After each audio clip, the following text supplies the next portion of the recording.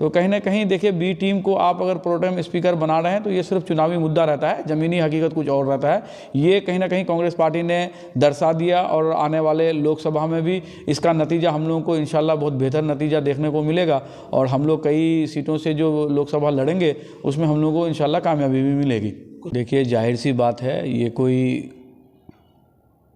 एक नई बात नहीं है। आप कभी भी किसी भी जो है आलोचना से आदमी को ऊपर उठ के सोचना चाहिए। कहीं ना कहीं देखिए ये प्रोटेम स्पीकर उसी को बनाया जाता है जो सबसे पुराने विधायक होते हैं, जो बार बार अपने कंस्टिट्यूंसी से जीत करके आते हैं।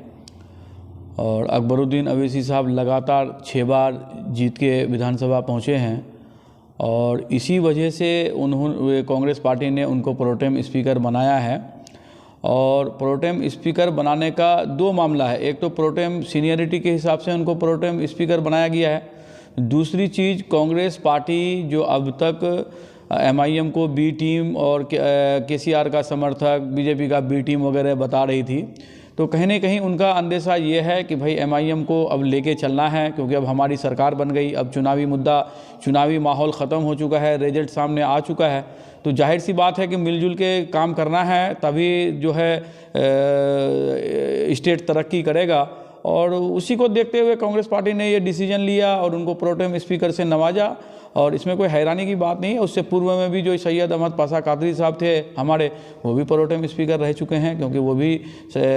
7 या 8 बार जीते थे, इस बार वो चुनाव नहीं लड़े। और ये एक सराहनीय कदम है, लेकिन देखते हैं कि कांग्रेस पार्टी सिर्फ ये मतलब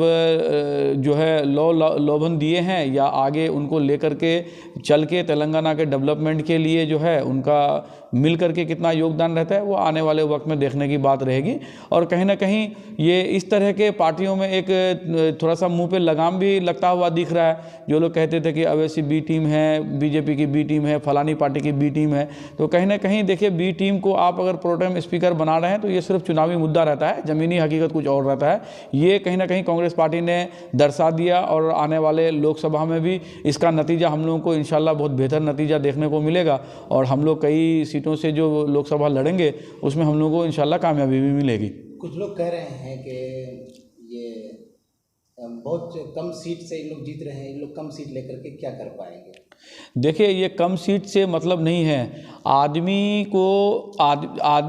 असदुद्दीन अवैसी साहब जो ऑल इंडिया मजलिस इत्तेहादुल मुस्लिमीन के सदर हैं, कहीं ना कहीं वो ये अपने आप को दर्शा दिया कि एक ही जो है बोलने के लिए काफ़ी होता है, क्योंकि लोकसभा में या विधानसभा में कोई भी MLA या MP जो बोला जाता है वो प्रोसीडिंग में नोट होता है, उसके संबंधित उसके सवाल का मंत्रालय उठ के जवाब देती है कि आपने उस क्षेत्र के लिए जो सवाल हुआ है उसके लिए हमने क्या किया। तो ये एक ही काफ़ी होता है नुमाइंदगी करने के लिए, और असदुद्दीन अवैसी साहब उस नुमाइंदगी को बखूबी निभा चुके हैं और इसी वजह से उनको संसद रत्न अवार्ड से भी नवाजा जा चुका है। इसीलिए जो लोग ये कहते हैं कि एक से क्या होता है, उनको बैरिस्टर असदुद्दीन अवैसी साहब की क़यादत को देख करके समझना चाहिए कि एक से क्या होता है और एक से ही 7 होता है और इंशाल्लाह 7 से 17 भी होगा। हम इसी नीति के तहत आगे बढ़ रहे हैं और यही एजेंडे के साथ हम लोग जो है आने वाला वक्त में MP इलेक्शन भी लड़ेंगे और उसके बाद जो हम लोग बिहार में पॉलिटिक्स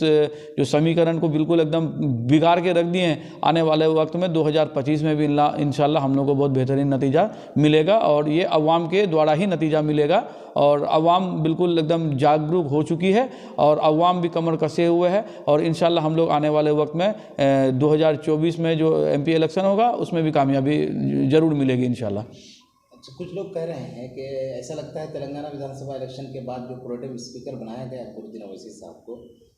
लगता है कि महागठबंधन में फिर से इन लोग MIM पार्टी को शामिल किया जा सकता है। देखिए जाहिर सी बात है, देखिए आप जो है किसी भी पार्टी को छोटा समझ के जो नज़रअंदाज कर रहे हैं, कहीं ना कहीं ये इंडिया अलायंस की कहीं ना कहीं ये बहुत बड़ी भूल और चूक इसको माना जा रहा था। लेकिन अब देखिए कि अब जो अभी मौजूदा वक्त में एक उनका जो है इंडिया अलायंस का प्रोग्राम भी होना था, अभी जो स्थगित हो गया है और हो सकता है कि कुछ अन्य पार्टी को जोड़ करके भी ये इंडिया अलायंस का जो है आगे कोई मीटिंग हो। और कहीं ना कहीं देखिए ये कांग्रेस पार्टी को अब ये साफ करना होगा कि जहाँ उनकी सरकार थी वो भी उनसे छीन लिया गया, तो जाहिर सी बात है कि आने वाले वक्त में अगर 2024 में आप बीजेपी को शिकस्त देना चाहते हैं तो आपको अलग तरीके से राजनीति करनी होगी और आपको जो क्षेत्रीय दल को है उसको लेकर के चलने का काम करना होगा, तभी 2024 का इलेक्शन आपके लिए कुछ राहत का मामला बनेगा। और वरना अगर यही आइडियोलॉजी के साथ अगर आप 2024 का इलेक्शन लड़ेंगे तो जाहिर सी बात है जो अभी बीते जो 3 लोकसभा में आप 3 इसमें जो क्षेत्र में आपको देखने को मिला, जो आप 2 जगह सरकार में रह के भी आप सरकार नाकाम रहे, और ऐसा वैसा नाकामी नहीं, वे जो मौजूदा जो हुकूमत बनाया है उससे आधी सीट भी नहीं ला सकी। तो जाहिर सी बात है कि आप क्षेत्रीय पार्टियों को अगर नज़रअंदाज करेंगे तो इसी तरह का आपको सामना, इसी तरह का जो है आपको मतलब मुसीबतों से सामना करना पड़ेगा। इसलिए आपको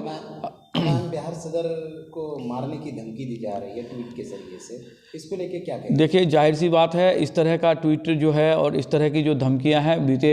बैरिस्टर असदुद्दीन अवैसी साहब जो हमारे राष्ट्रीय सदर हैं उनको भी मिल चुका था। देखिए ये ऑल इंडिया मजलिस इत्तेहादुल मुस्लिमीन जो है ये किसी समुदाय की राजनीति नहीं करती है, ये सभी लोगों के जो लोग मजलूम हैं उनकी आवाज़ है, जो लोग जुल्म के सताए हुए हैं उसकी ये आवाज़ है। ये पार्टी हमेशा आवाज़ उठाने का काम की है, इसी बुनियाद पर इनको संसद रत्न अवार्ड मिला है हमारे राष्ट्रीय सदर को। और जाहिर सी बात है कि बिहार का सदर का भी जो नुमाइंदगी है इतनी बेहतरीन बेबाकी से जो विधानसभा में हो रहा है, तो कहीं ना कहीं किसी दल के नेता को या किसी दल के वर्कर को ये नागवार गुजरा होगा, लेकिन उनको कम से कम ये समझना चाहिए कि भाई जो जनाब अख्तरुल ईमान साहब है वो किसी समुदाय की आवाज़ नहीं उठा रहे हैं। किसी भी जुल्म, अगर किसी भी तरह का बिहार में कोई किसी के ऊपर भी जुल्म हो रहा है तो उसके खिलाफ भी वो बोलने का काम कर रहे हैं। इसलिए ऐसे नेता को हौसला देना चाहिए और उसके लिए अनाप शनाप जो टिप्पणी हो रही है वो कहीं ना कहीं गलत है। इसलिए कि ऐसा नेता बहुत जमाने के बाद में मिलता है और ऐसा नेता हम लोगों को मिला है। जाहिर सी बात है कि अगर सीमांचल में तरक्की होगा तो उसमें हिंदू भाई, सिख भाई, दलित भाई, महादलित भाई,